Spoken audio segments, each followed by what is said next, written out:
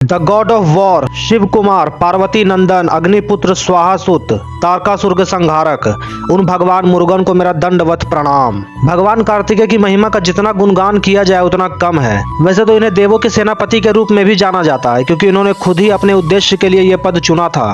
पर एक समय ऐसा भी था जब सभी देवता, ऋषिगण, यहाँ तक कि इवन इंद्र खुद भगवान सुब्रमण्यम की अनंत शक्तियों से इतना प्रभावित हुए थे कि वे लोग उन्हें इंद्र पद पर आसीन कर देना चाहते थे, क्योंकि वो उनकी शक्तियों से इतना ज्यादा प्रभावित हो गए थे कि उन्हें ये लगने लगा था कि कार्तिकेय तीनों लोगों के निर्माता स्वयं ब्रह्मा को भी मारने में सक्षम है। और ये सारी बातें मैंने आपको अपनी इस वाली वीडियो में अच्छे से बताई थी, जिसमें मैंने उनके जन्म से लेकर देवों से युद्ध और उनके देवों के सेनापति बनने तक की पूरी कहानी प्रूफ के साथ बताई थी। और आज हम कार्तिकेय जी की अन्य विनाशकारी शक्तियों के बारे में भी जानेंगे, और साथ ही जानेंगे कि कैसे उन्होंने तारकासुर का वध कर देवों को उसके आतंक से मुक्ति दिलाई थी, और क्यों उन्हें गॉड ऑफ वॉर कहते हैं। रख विश्वास, तू है शिव का दास। हर हर चाल बदल दे काल का, कोई उसका क्या बिगाड़े जो भक्त हो महाकाल। जो चाल बदल दे काल का, कोई उसका क्या बिगाड़े जो भक्त हो महाकाल। ऐसे तो अलग अलग पुराणों में उनके जन्म की अलग अलग कथाएं बताई जाती हैं। लाइक शिव पुराण में कुछ और, स्कंद पुराण में कुछ और महाभारत में भी अलग अलग जगहों पर उनके जन्म की अलग अलग कहानियां हैं। पर जो चीज इन सब में कॉमन है वो ये है कि अग्नि और कृतिकाओं का भगवान कार्तिकेय के जन्म में एक इंपॉर्टेंट रोल था। अब जैसा कि मैंने आपको अपनी इस वाली वीडियो में बताया था कि भगवान कार्तिकेय अग्नि और स्वाहा के पुत्र क्यों कहलाते हैं, जहाँ मैंने ये बताया था कि कैसे स्वाहा ने अग्नि के सीमन को 6 बार एक पात्र में डाला, जब वो 6 अलग अलग बार कृतिकाओं का रूप बनाकर अग्निदेव के साथ रही थी, जिससे भगवान कार्तिकेय का जन्म हुआ था, और इसीलिए उन्हें अग्नि, स्वाहा और कृतिकाओं का पुत्र भी कहा गया। पर इस हिसाब से तो वो केवल अग्नि, स्वाहा और कृतिकाओं के पुत्र ही हुए। फिर वो भगवान शिव और परमेश्वरी के पुत्र कैसे हुए, जिसका जवाब देते हुए मैंने उसी महाभारत से ये प्रूफ देकर बताया था कि वहाँ अग्नि और स्वाहा वाला इंसिडेंट संसार के लिए माया थी, और रियलिटी ये थी कि ब्राह्मणों ने महादेव को ही अग्नि लिखा है और माता को स्वाहा। महादेव ने अग्नि में प्रवेश कर कार्तिकेय को उत्पन्न किया था और कृतिकाओं ने अग्नि की इंद्रियों को बनाया था। और चूंकि अग्नि और कृतिकाओं का कार्तिकेय के जन्म में एक इम्पोर्टेंट रोल था, इसलिए उन्हें इनका भी पुत्र कहा जाता है। अपने जन्म के 6 दिनों के भीतर ही इन्होंने समस्त देवताओं को हराकर अपने अधीन कर लिया था। समस्त सृष्टि में ऐसा कोई नहीं था जो शिव शक्ति नंदन का सामना कर पाए। उनके पराक्रम से प्रसन्न होकर इंद्र समेत सभी देवता उन्हें इंद्र पद पर आसीन कर देना चाहते थे, पर उन्होंने खुद ही इस आग्रह को अस्वीकार कर सेनापति बनना ही स्वीकार किया। और ये मैंने अपनी इसी वीडियो के स्टार्टिंग में बताया था। जब भगवान कार्तिकेय को देवों का सेनापति बनाया गया, उसके बाद आगे क्या हुआ?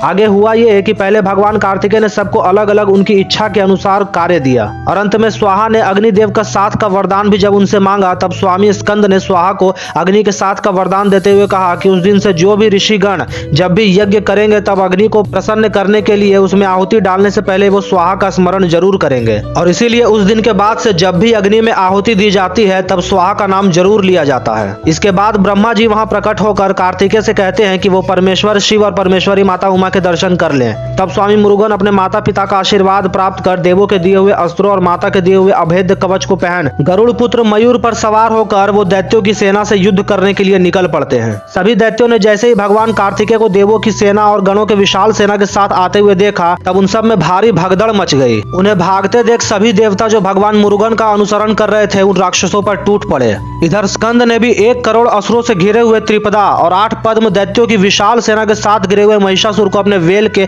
एक ही प्रहार में खत्म कर दिया। इसके साथ ही उन्होंने 10 निखर्व, जी हाँ 10 निखर्व दैत्यों से घिरे हुए रिदोदर नामक महाशक्तिशाली असुर को भी मार डाला, वो भी उसकी पूरी सेना के साथ। इसके बाद जब उन्होंने अपने वेल को आकाश में छोड़ा, तब उससे करोड़ों की संख्या में और वेल निकले जो उन राक्षसों पर उल्का पिंडों के समान गिरे।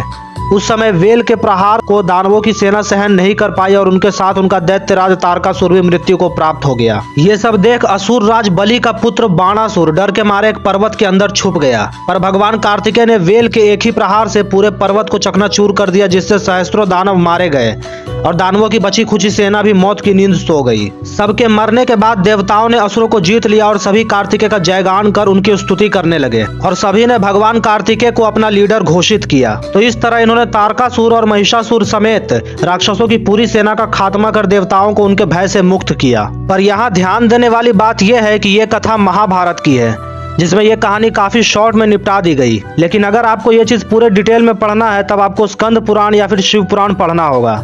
जहाँ ये युद्ध काफी विस्तार में वर्णित किया गया है, जहाँ आपको पता चलेगा कि इस युद्ध में तो भगवान कार्तिकेय की असीम शक्तियों का अंश मात्र भी नहीं दिखाया गया। भगवान कार्तिकेय जो कि साक्षात पर ब्रह्म स्वरूप हैं, उनकी भुजाओं में इतना बल है कि वो अनंत कोटि ब्रह्मांडों को खिलौने की तरह होल्ड कर सकते हैं। और जैसा कि मैंने अभी आपको महाभारत से ही बताया कि भगवान स्कंद ने अपने वेल के एक ही प्रहार से 8 पद्म दैत्यों समेत महिषासुर और 10 निखर्व असुरों समेत त्रिदोदर नाम के राक्षसों को मार डाला था। और आपको यह पता होना चाहिए कि पद्म और निखर्व का मतलब क्या होता है।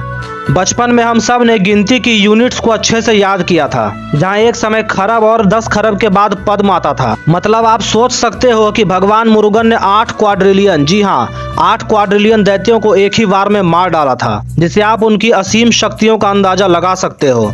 सेम इसी तरह निखर्व का मतलब भी 1 अरब होता है, यानी कि उन्होंने 10 अरब दैत्यों को भी एक ही बार में खत्म कर दिया था। और ये लोग उनकी तुलना अर्जुन और प्रद्युम्न से करते हैं। शर्म करो, भगवान से डरो। हद है यार। इसके साथ ही मैंने बताया था कि भगवान कार्तिकेय ने अपने वेल से करोड़ों वेलों को उत्पन्न कर तारकासुर को मारा था, पर वहां मैंने ये नहीं बताया था कि तारकासुर खुद भी 10 निखर्व सेनाओं के साथ घिरा हुआ था। मतलब यहाँ पर भी भगवान कार्तिकेय ने तारकासुर को 10 निखर्व सेनाओं के साथ मार डाला था, वो भी अपने एक ही वार में। इतने पर भी भगवान कार्तिकेय के पराक्रम और शक्ति का अंदाजा नहीं लगाया जा सकता। इन्होंने शंखचूर के खिलाफ भी उसकी 100 अक्षौहिणी सेना को खत्म कर शंखचूर को अपने एक ही वार में अनकॉन्शियस कर दिया था, पर उसे जीवन दान देकर छोड़ दिया। वैसे शंखचूर तो कुछ भी नहीं, उनके प्रहारों को तो महाशक्तिशाली जालंधर भी सह नहीं पा रहा था और उनके एक ही प्रहार से बेहोश हो गया। और यही तो कारण है कि वेद, महाभारत और पुराण हर जगह उनकी महिमा भरी पड़ी है, पर ये लोग भी ना उनकी तुलना ना जाने किस किस से कर देते हैं। इवन भागवत गीता में भी श्री कृष्ण जी जब महादेव का विश्व रूप दिखाते हैं, तब भी वो यही बोलते हैं कि मैं सेनापतियों में स्वामी कार्तिकेय हूँ। इससे भी उनके शौर्य का अंदाजा लगाया जा सकता है। तो इन सब के अलावे भी भगवान कार्तिकेय के पराक्रम के और भी अनगिनत किस्से हैं, पर यहाँ ओवरऑल बात यही है कि भगवान कार्तिकेय स्वयं पर ब्रह्म स्वरूप हैं, जिनकी शक्ति की कोई सीमा नहीं है। फिर भी मुझे समझ नहीं आता कि कुछ लोगों को ऐसी क्या चुल मची रहती है कि वो इनकी तुलना आम योद्धाओं से कर देते हैं, जो कि इनके पैरों की धूल के बराबर भी नहीं है। इनके रोने से कुमार स्वामी की ग्लोरी में रत्ती भर भी फर्क नहीं पड़ने वाला, और उनकी इन्हीं सब फीट्स के कारण उन्हें गॉड ऑफ वॉर कहा जाता है।